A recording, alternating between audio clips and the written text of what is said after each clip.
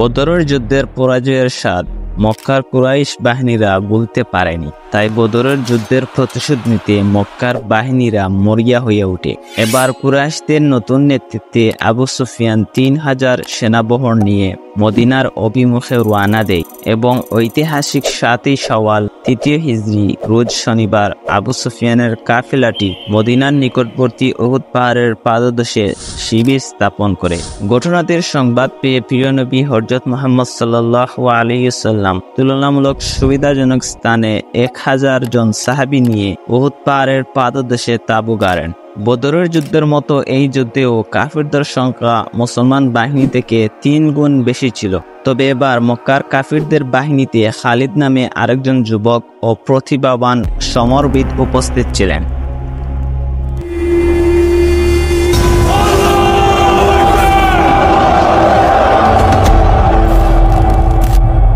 মহানবী হযরত মুহাম্মদ সাল্লাল্লাহু আলাইহি ওয়াসাল্লাম মদিনার ভিতরে অবস্থান করে যুদ্ধ করার পরামর্শ দিয়েছিলেন, কিন্তু অধিকাংশ সাহাবীর মত ছিল যে মদিনার বাহিরের খোলা প্রান্তরে যুদ্ধ করা। তাই রাসূল সাল্লাল্লাহু আলাইহি ওয়াসাল্লাম নিজের মতামত এক পাশে রেখে অধিকাংশের মত অনুসরণ করেন এবং 1000 সাহাবী নিয়ে যুদ্ধ করার জন্য মদিনা ত্যাগ করেন। রাসূল সাল্লাল্লাহু আলাইহি ওয়াসাল্লাম এই বাহিনীকে 3 ভাগে ভাগ করলেন। মুহাজিরিন, আওস এবং খাজরাজ। 1000 সৈন্যদের মধ্যে শুধুমাত্র 100 জনের কাছে যুদ্ধে পরিহিত পোশাক, ডাল এবং 50 জনের কাছে ঘোড়া ছিল। বিপরীতে কুরাইশ বাহিনীরা 3000 সেনাবহর নিয়ে উহুদের ময়দানে শিবির স্থাপন করেন।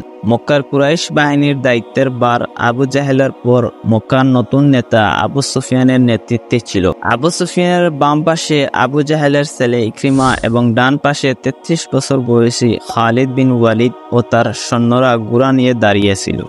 কুরাইশদের 3000 বাহিনীর সঙ্গে যুদ্ধ করার জন্য যখন মদিনার 1000 জন সাহাবী উহুদের ময়দানে এসে পৌঁছালেন, তখন মদিনার সবচেয়ে বড় মুনাফিক আব্দুল্লাহ বিন উবাই কাফের বাহিনীদের বিশাল সেনাবহর দেখে প্রতিমধ্যে সে বিশ্বাসঘাতকতা করে এবং সে 300 সৈন্য নিয়ে উহুদের ময়দান থেকে সরে দাঁড়ায়। সাথে সে এটিও বলেছিল যে আমরা এই যুদ্ধ করব না, এটি তো সরাসরি আত্মহত্যার শামিল বলে সে মুসলমান বাহিনী থেকে আলাদা হয়ে যায়। ফলে মহানবী হযরত মুহাম্মদ সাল্লাল্লাহু আলাইহি ওয়াসাল্লাম মাত্র 700 সৈন্য নিয়ে কুরাইশদের বিশাল বাহিনীর মুখোমুখি হন। 700 সৈন্যদের মধ্যে রাসূল সাল্লাল্লাহু আলাইহি ওয়াসাল্লাম 50 জনের একটি ছোট তীরন্দাজ বাহিনীকে পাহাড়ের এই চূড়ায় পাঠালেন, যাতে মক্কাবাসীরা পাহাড়ের পিছন দিক থেকে আক্রমণ করতে না পারে, এবং এই 50 জনকে স্পষ্ট নির্দেশনা দেন যে তোমরা যদি দেখো যে মুসলমানরা এই যুদ্ধে জয়ী হয়ে গেছে, তখনও তোমরা এই পাহাড় থেকে নেমে আসবে না। আর যদি তোমরা দেখো যে মুসলমানরা এই যুদ্ধে পরাজিত হয়েছে এবং পাখিরা তাদের দেহের মাংস টেনে ছিঁড়ে খাচ্ছে, তাহলে তখনও ওই অবস্থায় তোমরা এই পাহাড় থেকে নিচে নামবে না। কাফেরদের বাহিনী থেকে একজন যোদ্ধা সামনে এগিয়ে এসে সাহাবীদেরকে চ্যালেঞ্জ জানালো। হযরত আলী তার সামনে গিয়ে তাকে পরাজিত করেন। তারপর ওই কাফেরের ভাই এগিয়ে আসলে হযরত হামজা তাকেও হত্যা করেন। তারপর কাফেররা আসতে থাকলো আর মুসলমানরা তাদের প্রত্যেককে হত্যা করতে থাকলেন। কিছুক্ষণের মধ্যে উভয় বাহিনী একসাথে আক্রমণ করে ফেলেন। প্রথম দিকের লড়াই একটু কঠিন ছিল, কিন্তু ধীরে ধীরে সাহাবীরা যুদ্ধের মোড় ঘুরিয়ে দেন। মক্কাবাসীরা তাদের দৃঢ় মনোবল হারিয়ে ফেলে এবং অল্প সময়ের ব্যবধানে বদরের যুদ্ধের মতো এই যুদ্ধেও কাফেররা ময়দান থেকে পালাতে থাকে। ওই যুদ্ধে স্পষ্ট বোঝাই যাচ্ছিল যে মুসলমানদের বিজয় অতি নিকটে, কিন্তু পাহাড়ে অবস্থানরত তীরন্দাজ বাহিনীরা মুসলমানদের সাময়িক বিজয় দেখে তারা বিজয়ের উল্লাসে মাত্র 9 জন সাহাবী রেখে বাকি সব গনিমতের মাল একত্রিত করার জন্য পাহাড় থেকে নেমে যায়। আর বিপরীত প্রান্তে এই সুযোগের অপেক্ষাই করতেছিলেন খালিদ বিন ওয়ালিদ। যখনই তারা পাহাড় থেকে নেমেছিল, খালিদ বিন ওয়ালিদ তার বাহিনী নিয়ে পাহাড়ের ঠিক পিছন দিক থেকে একদম বিদ্যুতের গতিতে মুসলমানদের আক্রমণ করে। তখন ওই যুদ্ধের গতিপথ সম্পূর্ণ পাল্টে যায়।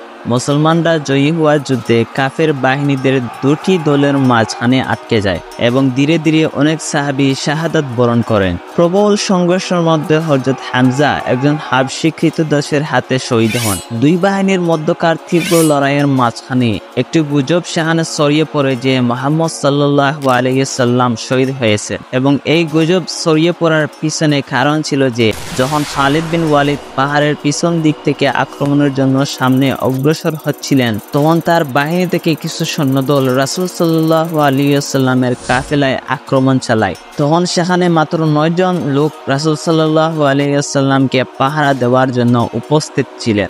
লড়াই ওই পর্যায়ে পৌঁছেছিল যে রাসূল সাল্লাল্লাহু আলাইহি সাল্লামের দত্ত মুবারক শহীদ হয় এবং হযরত তালহা ও বাকি সাহাবীরা রাসূল সাল্লাল্লাহু আলাইহি সাল্লামের সামনে নিজেদের শরীরকে ঢাল বানিয়ে তাকে রক্ষা করেছিলেন এবং 9 জন সাহাবীদের মধ্যে মাত্র 7 জনই শহীদ হয়েছিলেন।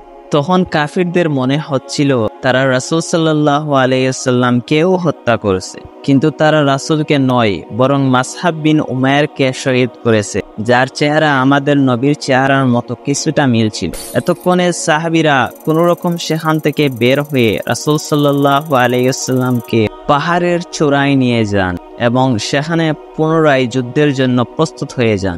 মক্কাবাসীদের ঘোড়া পাহাড়ে উঠতে পারছিল না, আর ঘোড়াবিহীন তাদের যুদ্ধের গতি খুবই কম হয়ে যায় এবং মুসলিমরা তাদের দিকে অনেক তীর নিক্ষেপ করে। তো আবু সুফিয়ান সিদ্ধান্ত নিলেন যে এটাই যথেষ্ট, আমরা এখান থেকে মক্কায় ফিরে যাব।